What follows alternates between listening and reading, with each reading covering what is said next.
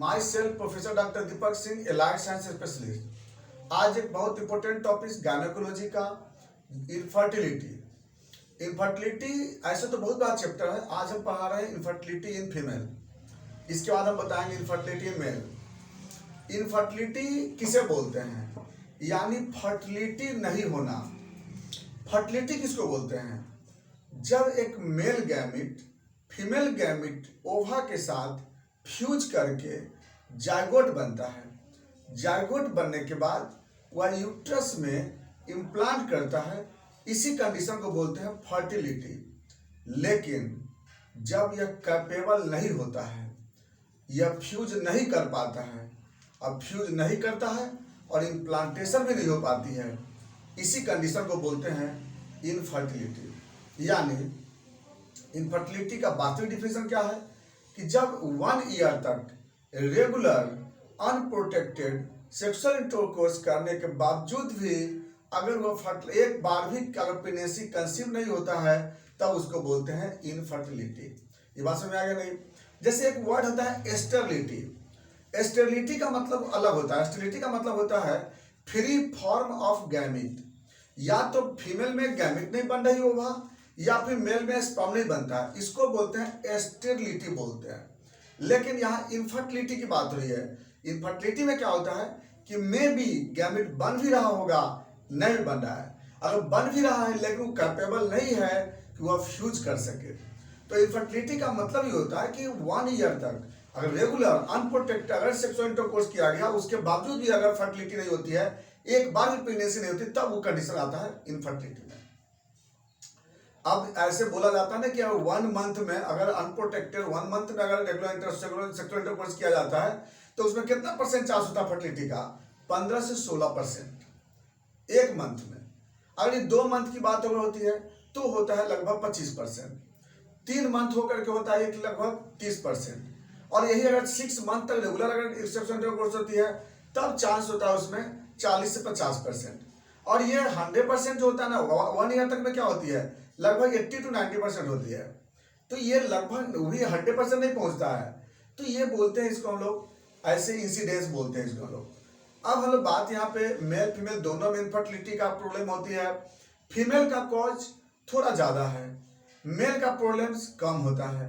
Mail में जो cause है ना वो कम है, लेकिन फीमेल इनफर्टिलिटी का कॉज ज़्यादा होता है। लगभग 60 to 65% फीमेल कॉज में आता है। अब बात करते हैं हम लोग कि इसमें कहाँ कहाँ पे दिक्कत आ सकती है। देखिए, इसके पहले जानने के लिए हमको ऑर्गन जानना होगा। जैसे ये है वेजाइनल पाथ। इसका काम क्या होता है?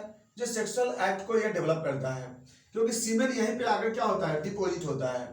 इसको बोलते हैं सर्विक्स। सर्विक्स क्या होता है कि सेक्सुअल इंटरकोर्स के 10 मिनट के बाद ये डायलेट करता है, यहाँ से स्पर्म इंटर करता है। इसके बाद क्या होता है, यहाँ पे ये हो गया ट्रायल कैविटी, यहाँ से फेलोपियन ट्यूब है, ये राइट है इधर लेफ्ट है। तो फेलोपियन ट्यूब में क्या होता है, स्पर्मेटोजोआ एंटर करता है, यह स्पर्मेटोजोआ यहाँ पे आता है। पहले से यहाँ पे लोग बात करते हैं, इसको बोलते हैं फेलोपियन ट्यूब कहते हैं, इसको बोलते हैं ओवरी बोलते हैं। ओवरी से क्या होता है, ओवा बनता है। यहाँ से ओवरी से क्या बोलते हैं ना, यहाँ से ओवा बनता है, ओवा। ये ओवा बनने के बाद क्या होता है, फिम्ब्रिया कलेक्ट करता है। फिम्ब्रिया कलेक्ट करके और कहाँ लेके जाता है, ये एम्पुला में। इसको बोलते हैं एम्पुला बोलते हैं। फेलोपियन ट्यूब में 4 पार्ट होता है। यहाँ पे इंटरस्टिशियम, इस्थमस, एम्पुला, इनफंडिबुलम। तो क्या होता है ना कि जनरली क्या होता है कि यहाँ से ओवरी से ओवुलेशन होता है। और ओवुलेशन कब होता है, मेंस्ट्रुएशन के 13 या 14th डेज। 14th डे में क्या होती है, ओवुलेशन होती है। यह ओवुलेशन यहाँ से कहाँ पे जाता हुआ, फेलोपियन ट्यूब में, एम्पुला में। यहाँ पर क्या होता है, स्पर्म यहीं से इंटर करता है और तब जाकर फर्टिलाइज होता है। फर्टिलाइज होने के बाद यहाँ से जो जायगोट है वो यहाँ से मूव करके और यूट्रस में यहाँ पे आके इम्प्लांट करता है। यह पूरी कहानी है एक फर्टिलिटी की। समझ गए बात में? अब हम लोग बात करते हैं इसके बारे में कि इसका कॉज कहाँ कहाँ से आता है। देखिए, इसमें जो इनफर्टिलिटी का कॉज है, इसमें सबसे ज्यादा यहाँ से स्टार्ट होता है। इसको बोलते हैं ओवरी। ओवरी लगभग 60 से 70% कॉज जो होता है ना, ओवरी का होता है। 60% कॉज ओवरी का है। तो ओवरी में दिक्कत क्या हो सकता है? सबसे बड़ा दिक्कत कहाँ कहाँ से आ सकता है? ओवरी का प्रॉब्लम्स या तो ओवरी प्राइमरी फेल्योर है, पहले से ओवरी काम नहीं कर रहा है, ऐसा भी हो सकता है। इंट्राउटाइन लाइफ से ही ऐसा हो गई कि ओवरी कामयाब नहीं है। नंबर 2, हो सकता है ओवरी फॉर्मेशन ही नहीं हुआ हो, एजेनेसिस ओवरी में, ये भी हो सकता है। ये सब कॉज आता है। नेक्स्ट, ओवरी है लेकिन इसमें क्रोमोसोमल डिसऑर्डर है, जैसे टर्नर सिंड्रोम। टर्नर सिंड्रोम में क्या होता है, ओवरी होते हुए भी इसमें ओवा नहीं बनता है। 3 कॉज देख लिए। चौथा कॉज, अगर ओवेरियन सिस्ट हो गया तो सिस्ट क्या करता है ना, फॉलिकल को बनने नहीं देता है, फॉलिकल को डिप्रेस कर देता है। Next, tumour. अगर ओवरी में ट्यूमर हो गया तो उसके कारण भी क्या होता है, मास बनने के कारण फॉलिकल उसमें क्या होता है, डिप्रेस कर जाता है। Next causes, oophoritis. ओवरी में इन्फ्लामेशन होने के कारण हो सकता है कि यहाँ पर फॉलिकल मैच्योर नहीं होता है। Next causes, hormonal disturbance. हम जानते हैं ओवरी को 2 हार्मोन स्टिमुलेट करता है, एफएसएच, एलएच। एफएसएच क्या करता है, फॉलिकल बनाता है, और एलएच क्या करता है, ओवुलेशन कराता है। तो अगर बाय द वे यहाँ से फॉलिकल अगर एफएसएच नहीं बन रहा है, कहाँ से, पिट्यूटरी ग्लैंड से, तो पिट्यूटरी ग्लैंड से दोनों हार्मोन बनता है, एफएसएच और एलएच। अगर पिट्यूटरी ग्लैंड का डिसऑर्डर होगा तो ये हार्मोन काम नहीं करेगा, ओवरी से फॉलिकल नहीं बनेगी। तो इतना जो देख रहे थे ना, ये सारे कॉज किसका है, यह ओवरी के ओवुलेशन नहीं होने का। और कुछ कॉज ऐसा भी होता है कि ओवुलेशन हो नहीं पाता है, जैसे मान ली सपोज दैट प्रोलैक्टिन के अमाउंट बढ़ जाने से, थायराइड डिसऑर्डर के होने की वजह से क्या होता है ना कि फॉलिकल मैच्योर तो होता है लेकिन फॉलिकल रप्चर नहीं करता है, तो वह उसको बोलते हैं रेसिस्ट ओवुलेशन बोलते हैं। तो ये कॉज ओवरी का बहुत कॉमनेस्ट है, जिसे रेसिस्ट ओवुलेशन बहुत ज़्यादा मिलता है। इसके कारण क्या था, जैसे फॉलिकल मैच्योर हो रही है लेकिन यहाँ पर क्या होती है ना कि फॉलिकल रप्चर नहीं करता है। हो सकता है कॉर्पस लूटियम नहीं बन रहा है, एस्ट्रोजन प्रोजेस्टेरोन नहीं बनता है। अब ये नहीं बनेगा तो उस केस में क्या होगी, इंडोमेट्रियम नहीं बनेगा। तो सबसे बड़ा कॉज यहाँ पर देख लिए, ये था मेरा ओवरी का कॉज। अब जो दूसरा नंबर कॉज आता है, सेकेंड कॉज जो होता है, वह कॉज है फिलोपियन ट्यूब का कॉज। फिलोपियन ट्यूब में क्या है, ये फिब्रिया है, यहाँ पे फिलोपियन ट्यूब है। अब क्या होता है कि जो ओवरी से जो ओवा जब यहाँ से बनता है, तब फिब्रिया क्या करता है, इसको कलेक्ट करता है, और कलेक्ट करके कहाँ पे लेके जाता है, एम्पुला में लेके जाता है। कहाँ से, तो अब क्या है कि फिलोपियन ट्यूब गड़बड़ी क्या हो सकती है, सबसे पहला गड़बड़ी fallopian tube block. Fallopian tube block हो सकता है कि ट्यूब ब्लॉक है। तो फिलोपियन ट्यूब ब्लॉक होने से क्या होगा कि यहाँ से जो ओवा है या तो जाएगा नहीं यहाँ पे, या यहाँ से स्पर्मेटोजोआ यहाँ तक आएगा नहीं। तो यह जो होता है फिलोपियन ट्यूब ब्लॉकेज सबसे कॉमनेस्ट प्रॉब्लम है, ट्यूबल ब्लॉकेज।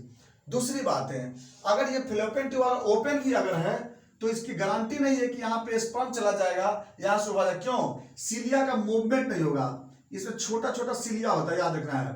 इसमें क्या होता है, सीलिया होता है। सीलिया क्या होता है कि यहाँ से या तो स्पर्म को यहाँ से लेके जाता है या ओवा को यहाँ से लेके आता है, प्लस जाइगोट को मूव कराता है। तो सीलियरी मूवमेंट के अब्सेंट होने के कारण ये जो होता है ना, यहाँ पर ये भी इनफर्टिलिटी हो जाती है।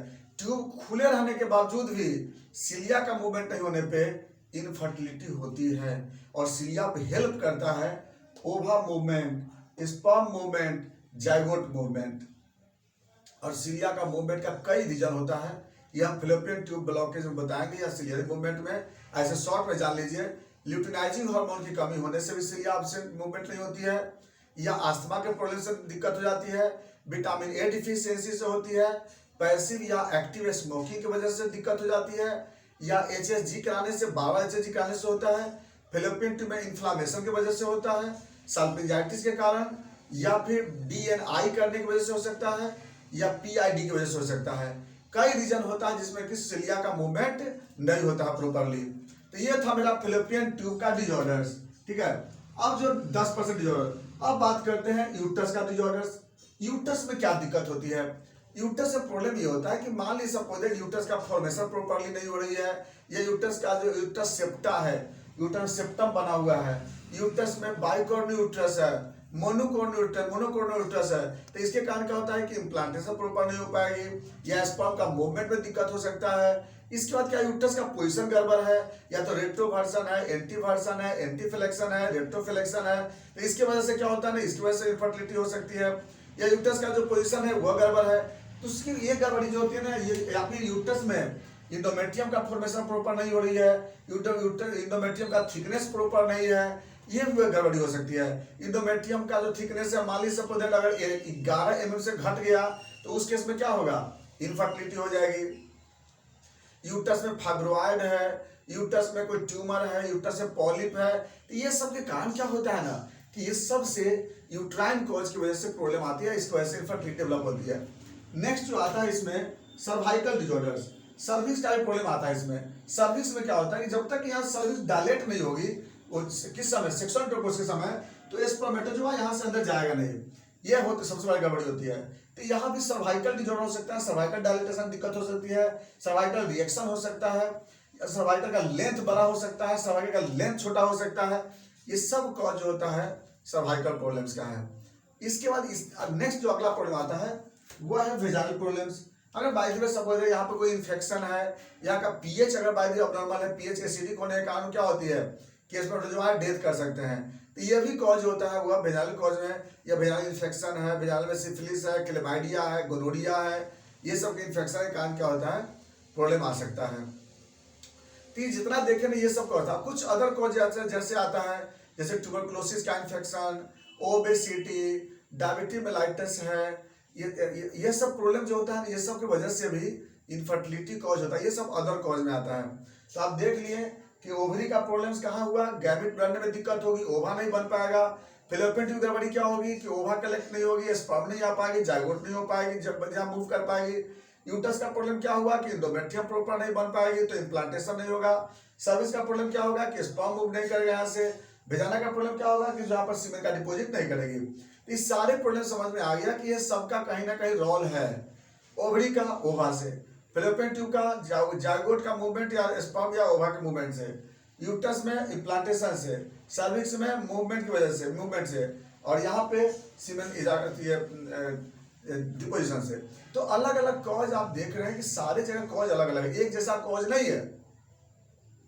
हमें क्या करना होगा इस कॉज को जानने के लिए, क्योंकि देखिए सिम्टम तो कुछ मिलता नहीं है, इनफर्टिलिटी का कोई सिम्टम है नहीं, बस यही चीज है साइकोलॉजिकल डिप्रेस होता है पेशेंट, और एसोसिएटेड जो सिम्टम डिजीज बता रहे हैं उसका सिम्टम में भी हो सकता है, लेकिन अदर में इनफर्टिलिटी का कोई सिम्टम नहीं है। पता लगाएंगे इसका, हम कैसे पता लगाएंगे, इसके लिए हम लोग क्या करते हैं कि स्टेप बाय स्टेप जांच करते हैं। इसके लिए हम लोग क्या करते हैं, सबसे पहला, सबसे नंबर वन, स्टेप वन में क्या करते हैं फीमेल के लिए कि सबसे पहले हार्मोन का जांच करते हैं। इसमें हम लोग हार्मोन का जांच में FSH, LH, FSH का जांच करके देखते हैं, क्योंकि FSH के वजह से ही तो ओवरी से ओवुलेशन होती है।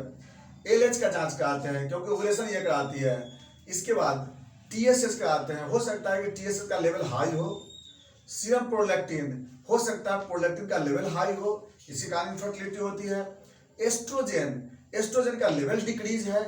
प्रोजेस्टेरॉन, हो सकता है इसका लेवल डिक्रीज है। तो ये जितने भी हार्मोन देख रहे हैं, इस सबके कारण इनफर्टिलिटी हो सकती है। अगला जांच क्या कराते हैं, नेक्स्ट हार्मोन जांच कराने के बाद MT टेस्ट जांच कराते हैं, मन-2 टेस्ट, क्योंकि ट्यूबरकुलोसिस के कारण क्या हो सकता है कि यहाँ पर ट्यूबरकुलोसिस के कारण या तो इंडोमेट्रियम नहीं बन पाएंगे यहाँ पे, इसलिए यह जांच हम लोग करा के देख लेते हैं। फर्स्ट स्टेप में जांच कराते हैं। फर्स्ट स्टेप में ब्लड शुगर का जांच करा के देख सकते हैं, शुगर के कारण हो सकता है प्रॉब्लम। फर्स्ट स्टेप में VDR का जांच कराते हैं, सिफिलिस के कारण जो होता है प्रॉब्लम आ सकता है। उसके बाद कैरियोटाइप कराते हैं, टर्नर सिंड्रोम जानने के लिए कैरियोटाइप करा लेते हैं। और फर्स्ट स्टेप में कराते हैं USG ऑफ होल एब्डोमेन। इससे ये पता लगता है कि सर्विस कैसा है, यूट्रस का पोजीशन क्या है, यूट्रस का कंजाइटल प्रॉब्लम तो कोई नहीं है, फिलोपियन ट्यूब है कि नहीं है, ओवरी है कि नहीं है। तो फर्स्ट स्टेप में इतना जांच करा लेते हैं। सेकंड स्टेप में क्या कराते हैं, फॉलिकल मॉनिटरिंग कराते हैं। फॉलिकल मॉनिटरिंग का वीडियो देख लीजिएगा। फॉलिकल मॉनिटरिंग में यह पता लगाते हैं ओवा बन रहा है कि नहीं बन रहा है, तो फॉलिकल मॉनिटरिंग कराते हैं, उसको कराते हैं, ओवा को जानने के लिए कराते हैं। इसके बाद सेकंड स्टेप में ही HSG कराते हैं। HSG क्यों कराते हैं, फिलोपियन ट्यूब के ओपनिंग के लिए करा सकते हैं कि फिलोपियन ट्यूब का ओपन है कि नहीं है। इसके बारे में भी नेक्स्ट वीडियो आपका वीडियो बना हुआ है, आप फॉलिकल मॉनिटरिंग का वीडियो देख लीजिएगा, कब करते हैं, कैसे करते हैं, किस लिए करते हैं, क्या होना चाहिए, हर प्रोसीजर फॉलोइंग मोटिव बता चुके हैं, उसको देख लीजिएगा। तो उसके बाद एचएसजी कराते हैं। इसके बाद हम लोग क्या करते हैं, फिर टीवीएस करा के देख लेते हैं, ट्रांसवेजाइनल सोनोग्राफी। इससे हम लोग क्या करते हैं, वेजाइना के कंडीशन को, सर्विस के बारे में एक ट्रांसवेजाइनल सोनोग्राफी से देख सकते हैं। ये भी कराते हैं लोग, क्या स्टेप सेकंड में कराते हैं। इसके बाद इसी समय अगर कोई जरूरत पड़ता है, एडिशनल कोई जरूरत पड़ता है हमें, तो अलग से हम लोग यहाँ पर सेकंड स्टेप में जांच कराते हैं। वरना थर्ड स्टेप में क्या कहते हैं, post quartile test. Post quartile test में क्या करते हैं, क्वाइटस के बाद यहाँ से हर आधे घंटे पे स्पर्म को निकाल के देखते हैं कि कोई बॉडी में कोई एंटीबॉडी तो नहीं बन चुका है, और इसके हम लोग जांच करके देख लेते हैं। तो इस तरह से फीमेल इनफर्टिलिटी के बारे में अलग अलग तरह से, ओवरी के बारे में, फेलोपियन ट्यूब के बारे में, यूट्रस के बारे में, जहां जहां बताया, हार्मोन के बारे में जो जो कॉज था, सारे कॉज को हम पता लगा लेते हैं। अब हम लोग बात करते हैं इसका ट्रीटमेंट कैसे, मैनेजमेंट क्या करेंगे। देखिए मैनेजमेंट जो अकॉर्डिंग टू इटियोलॉजी है, जैसा डायग्नोसिस होगा उसके अनुसार मैनेजमेंट होता है। ओवरी का मैनेजमेंट अलग है, फेलोपियन ट्यूब का अलग है, इसका अलग है। देखिए ऑल इन ऑल मैनेजमेंट अगर करना चाहते हैं, जैसे ओवरी में कोई दिक्कत आ रही है, जैसे फॉलिकल रप्चर नहीं कर रहा है, फॉलिकल सही समय से नहीं हो रही है, तो इसके लिए क्या करते हैं लोग, diet management, vitamin management, vitamin E जो एडवाइस करते हैं। इसका विटामिन ए है, विटामिन डी है, इसको एडवाइस करते हैं, क्योंकि ये सबसे जो होता है ना ओवुलेशन में ज्यादा हेल्प मिलता है। इसके बाद ग्रीन वेजिटेबल्स है वो देते हैं, ये जो जोड़ी होती है। दूसरा फेलोपियन ट्यूब में गड़बड़ी अगर होती है तो वहाँ पे हम लोग विटामिन ए सप्लीमेंट जरूर देते हैं। जो स्मोकिंग है वो सबसे अवॉइड करते हैं, ये विटामिन ये हम फेलोपियन ट्यूब के लिए करते हैं।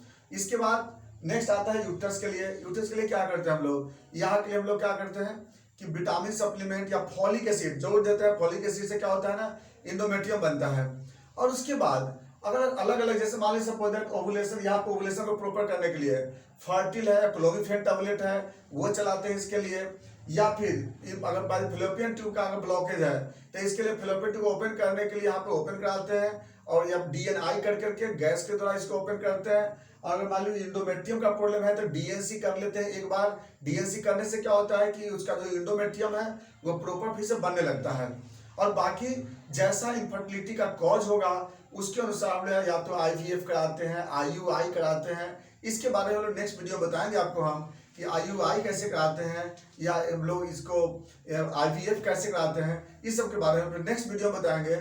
आर्टिफिशियल इंसेमिनेशन या आईयूआई किस तरह से करते हैं, एक इनफर्टाइल फीमेल है कैसे हम डायग्नोस कर देख लेंगे उसको और कैसे करते हैं।